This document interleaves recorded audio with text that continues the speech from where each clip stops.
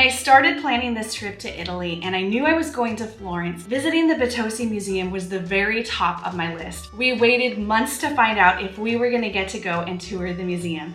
And Ariana messaged us back and said that we were in. Before we even kick off this video, I have to say thank you to Ariana because this was such a special visit and I'm so excited to share it with all of you.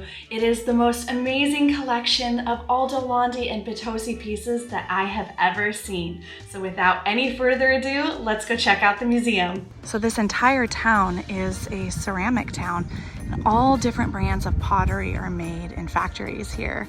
It's very famous for their pottery. And even one of the ladies at the flea market used to live here when she made pottery about 20 years ago. We know we found the right place, this building right here, because look, you see what's in that window? That's a Bitossi.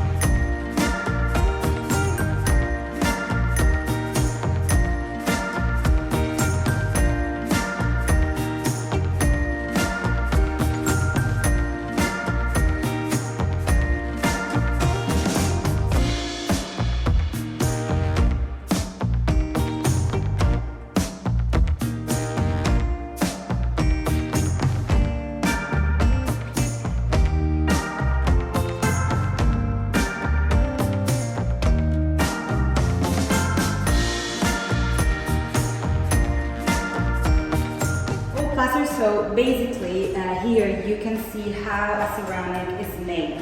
So some of them are made with a stamp, so like this, you have two sides plaster and then you put the clay inside and then you stamp and you cook. But then some of them, you just drop the clay on it, you see? And then you cook.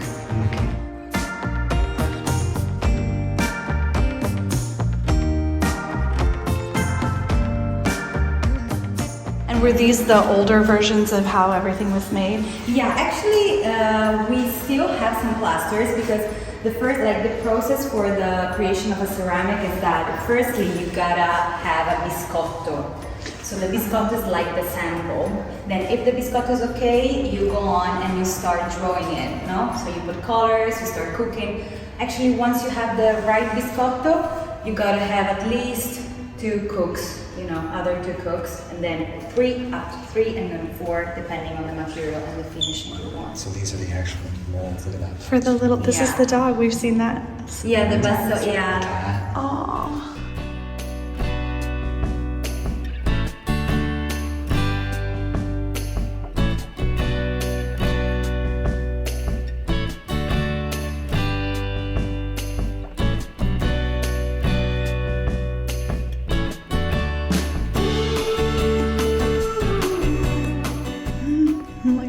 We've seen him before.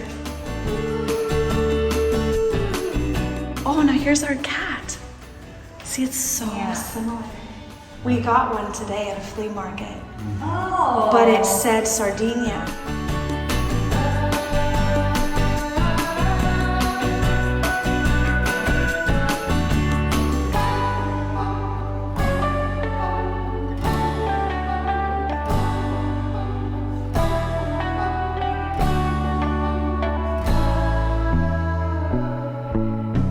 Aldo was a genius, so he was a visionary man, and so he anticipated many design trends. So once like he dropped, for example, the birds and I don't know, other animals, so the fish, everyone was like going to that topic. You know? Yeah. Some authentic pieces of the 13th century. 13th century. Yeah. So like this one belongs to Andrea della Robbia. Della Robbia was the first family based in Prato, they are in Tuscany as well, which were the first one to apply the shellac onto the clay. So the very first one. That's why our group is called Colorobbia, because they give us the colors. That's why we have many like different shades to apply and a huge availability of colors. Then the first production was called Ceramica Maiolica, which was very typical of Montelupo.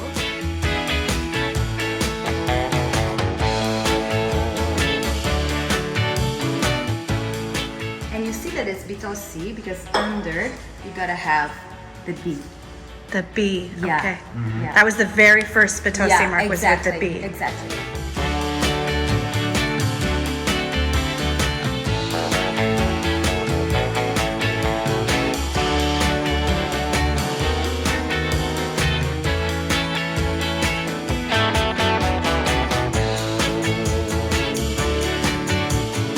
On the left, you got all our production, more than 7,000 pieces of ceramic collected from 1940, so after the war, until, in the second section, until nowadays. You will see all the latest collaborations.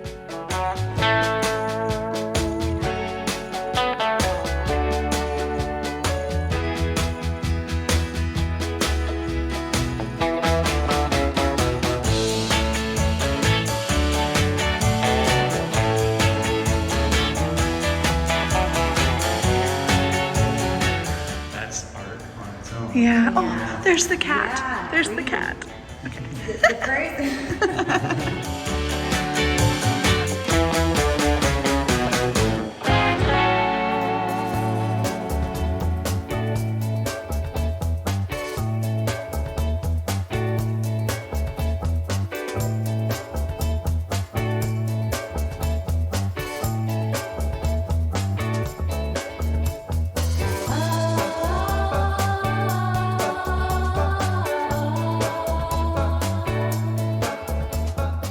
This is very similar to some of the Alvino Bagni faces. I wonder if he copied Aldo Londi. Yeah, exactly. So since he was a very funny and ironic man, he thought, okay, I will replicate. I will do, my portrait on the Bible. Then we arrived at 1959. It was an incredible year for our company because Aldo Londi dropped for the first time Rimini Blue collection. Yeah. Rimini Blue has been our bestseller since that day. We never went out from the catalog. And it's called Rimini Blue because it's inspired by the Italian joie de vivre, of the south of Italy, and from the songs by Domenico Modugno, Nel blu dipinto di blu. In fact, the shades, it's all blue, of course. But if you look at it very closely, you can see that all the pieces has different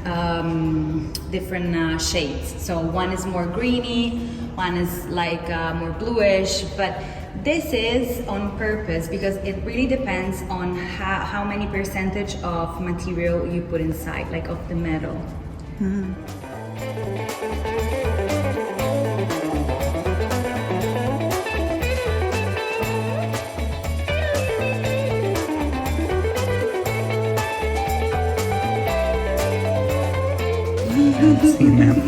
I haven't either. There's a lot of them I've never seen before. Exactly, because some of these pieces we right now we're no more in the catalog, but we are still producing like the majority of them. Okay. Some of them no more. Look how massive the ram is. It's huge. Yeah, it's huge.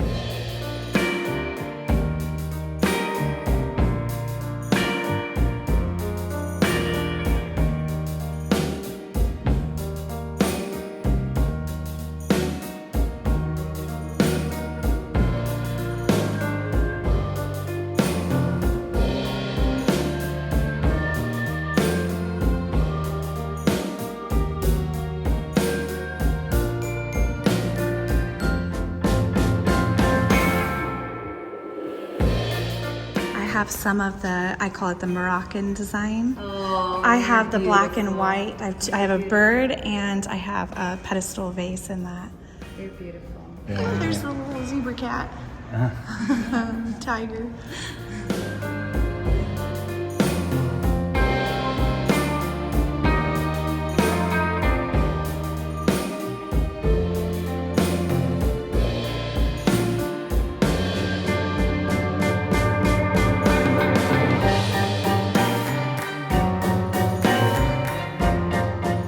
this was the exact place where Aldo Londi used to have his desk.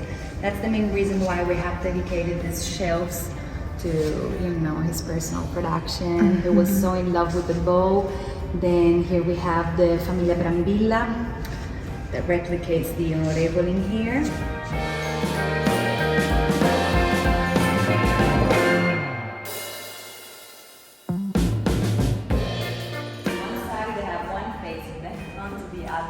They have another one, you know, so they change. Flip flop. Yeah, exactly. Double-sided. But actually, it was inspired by all the trees and the pines from La Val d'Orcia. So you see, one is bigger, one is smaller, one is, you know, larger, like the pines. How funny.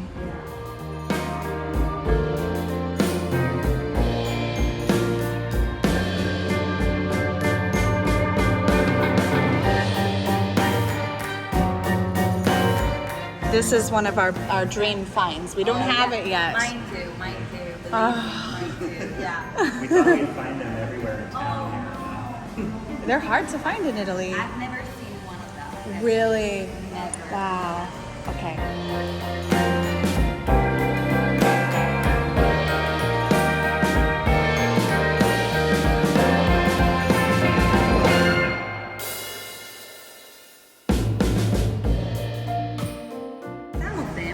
We applied also the sand, so if you touch it, you can see it's a little bit The rough texture. rough, yeah. I actually like that. But I like a mix of all of it. Exactly, me too. Me too.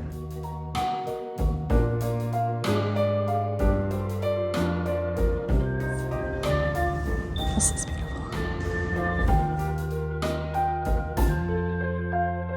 He was so obsessed with animals. Obsessed. You see cats, lions, Yes. birds, and fish. That's part of why I love his work. Yeah. The bull. I've never seen it in the gold and silver.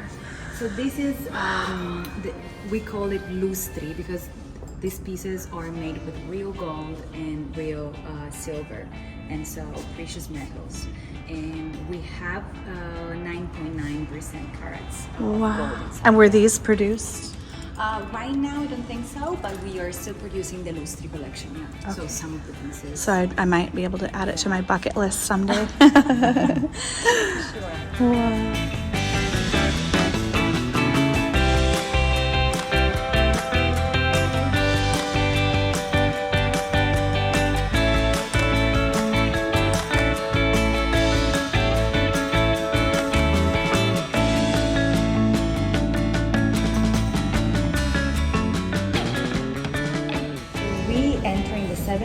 There was a huge, confusion because in the world there was the globalization, so flowers child in America, 60s, 70s, so there wasn't a design trend that was, the design trend. So there's a mix and match of everything here.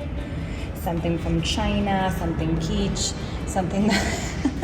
A little bit of everything. Yeah, Joe Ponti. Yeah, it looks like Thai. Yeah. This collection actually is very beautiful. It is. That looks are no brand new. longer- Yeah. That would sell well today. Yeah. It's beautiful. It's beautiful. It is. So you haven't reproduced that one? That one not yet, but every time we come in here, we took inspiration. Yeah, exactly. I'd love to come in here and pick. That would be a dream job.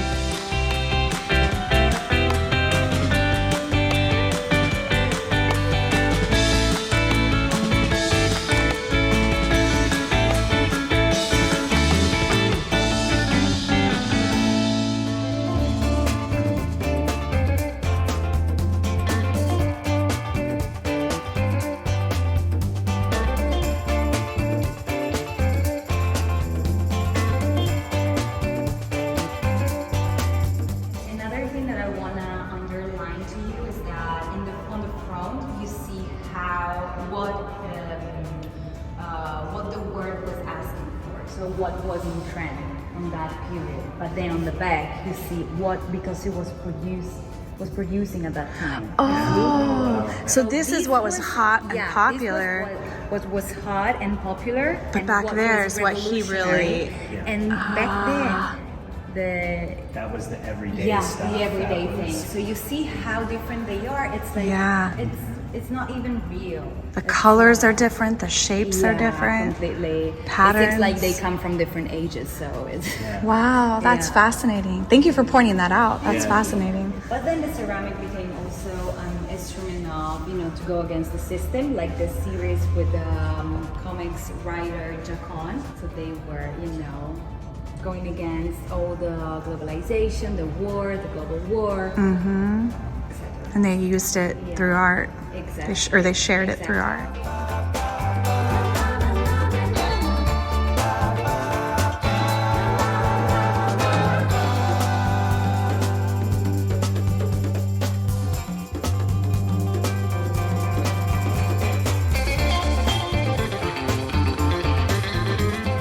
This is one of the most beautiful items we have, in my opinion. This was made by Matteo Thun. He was an artist, still from the Memphis period. And he actually used materials coming from our, Tuscany, our territory, the red clay and then the green glass.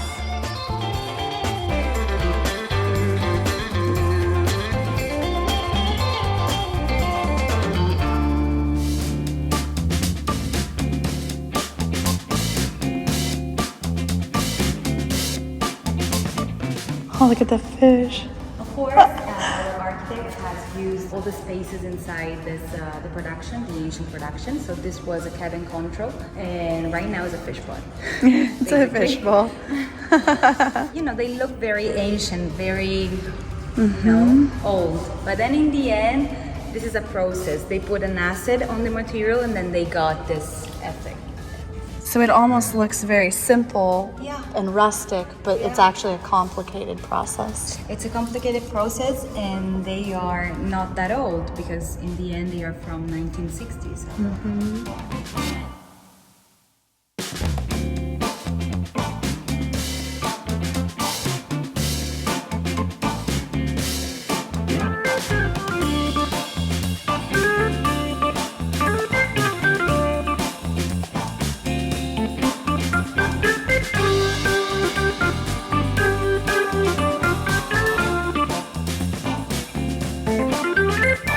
This was a piece for La Triennale di Milano. He designed something like that because he thought like a flower can grow from the, The ground up. So it's like a flower stem basically for the flower to go It's into. very poetic. Some of this collection have been made for, clients. So some of them never been sold, but some of them are still in our warehouse. So we have some leftovers. But they are very interesting. I like the You matte see? white one. Yeah. The same stamps. Yeah, exactly. And then, Yeah. in 2008, we start collaborating with Fornasetti. Actually, Fornasetti covers 30% of our production. Still Wow. nowadays, yeah. So it's a huge collaboration for us. Wow. The design, the design, come from Piero Fornasetti. So he was the main author of all the faces. How are the faces put on there? With the deco.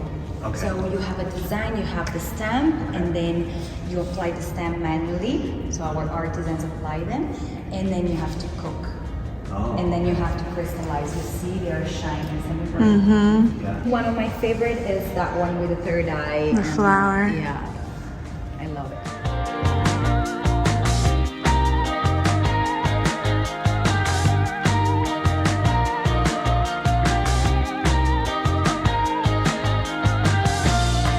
We have one of the Mimo Palladino work of art, like it's the sleeper with the crocodile inside the elevator, and the contrast is so beautiful. What is the symbolism? I don't know. I asked for it, but It's just art. It's just I art. think, like in my point of view on this, it's like he's a baby, and the crocodile represent how life can be hard, in the end. So he's sleeping, but then once he will grow up, he will face. Let's fight for it, yeah.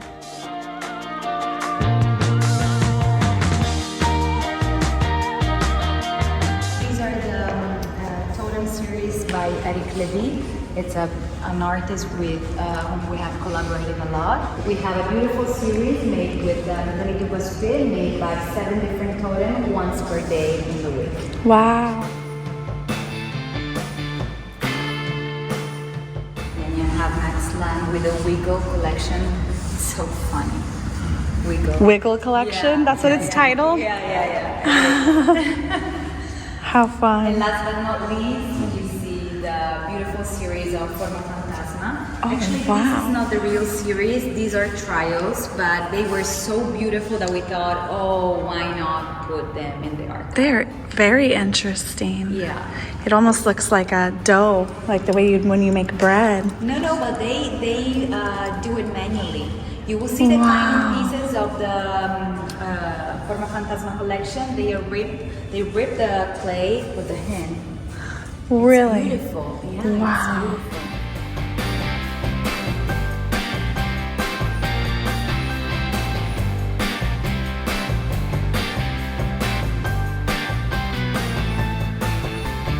I love this. It's like someone took a bit, yeah, very organic. Like a bear just took a claw out of it.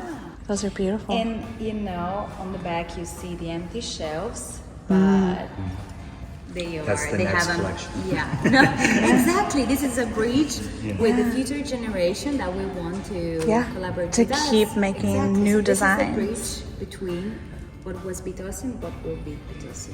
I love it.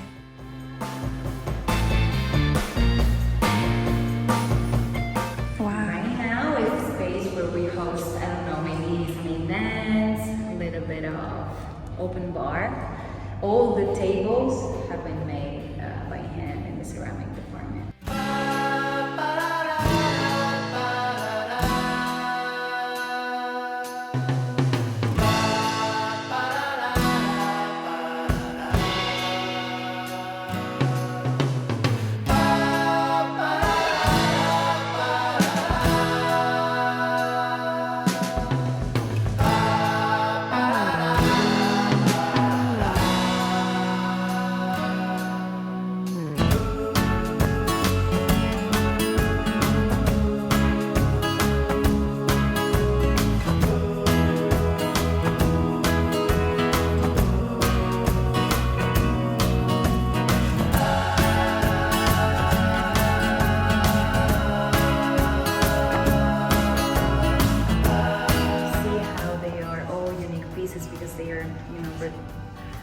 With the hand, so No two will ever be the same. So now that's and this is Forma Fantasma, the logo of the other 2 designers.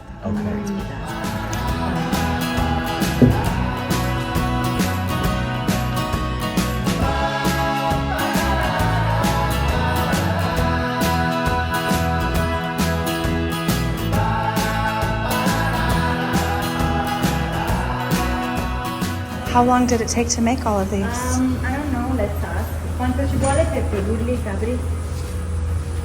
finito. 3 weeks. 3 weeks? Yeah, Wow. because then you have to do it by load, then you have cook, and then re-cook, and then you put the deco, and you have,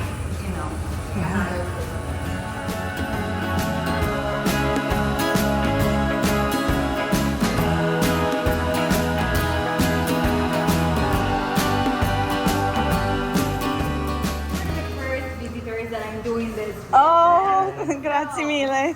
We feel very special. Oh, mio Dio.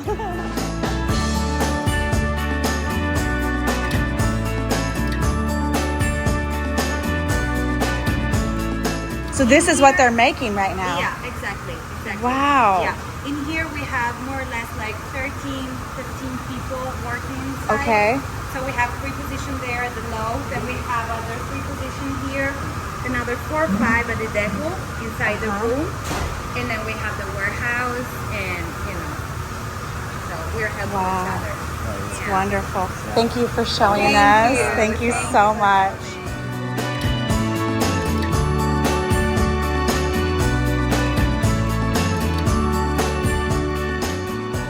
so many aspects of this tour that just blew our socks off. I mean, we were just thrilled to get in there and see these pieces firsthand. I hadn't even seen many of these pieces in the Bitossi forums that I follow on Facebook, which I will link in the description below, or in any of the design books. So it was really, really a great honor. And it was really cool to get to see my favorite bowl in the other color palettes and even the metallics. By the way, for those of you who don't know, I spent many years looking for this beauty. He was donated to a thrift store about an hour away from where I live, and a subscriber gave me a heads up. So that is how I scored this beauty, and his name is Massimo Aldo Bitossi.